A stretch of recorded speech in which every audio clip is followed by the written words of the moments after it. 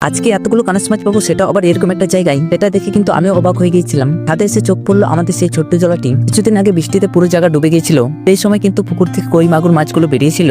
তবে এরকম একটা জায়গাতে আমার ধারণা ছিল কই মাগুর মাছগুলো না পাওয়া গেলেও পুটির আরকা মাছ তো পাবো। তাই আমি শুরু করে দিলাম আমাদের মাছ ধরার কাজে। তোমাদের মধ্যে যারা গ্রামে রয়েছে তারা বলতে পারবে বর্ষাকালে মাছ কেমন পাওয়া যায়। জল কম থাকায় আমাকে সেটা থাল দিয়ে ছেঁচে নিতে হচ্ছে। শুরুর দিকে আমার মনে হচ্ছিল হয়তোবা এখানে আমরা সেরকম মাছ পাবো না, কিন্তু আমি ঠিক করে নিয়েছি পুরোটা জল শেষ করে দেখে ছাড়বো। আর ঠিক তাই তখন আমার চোখে পড়লো একটি কানস মাছ, আর আমিও মাছটিকে ধরে নিলাম। এটা দেখে আমার অনেকটাই ভালো লাগলো। তারপর আমি আর টম্বাই লেগে পড়লাম মাছ ধরার কাজে। আর এখানে কিন্তু সব থেকে বেশি কই মাছের বাচ্চাগুলো পাওয়া যাচ্ছিল।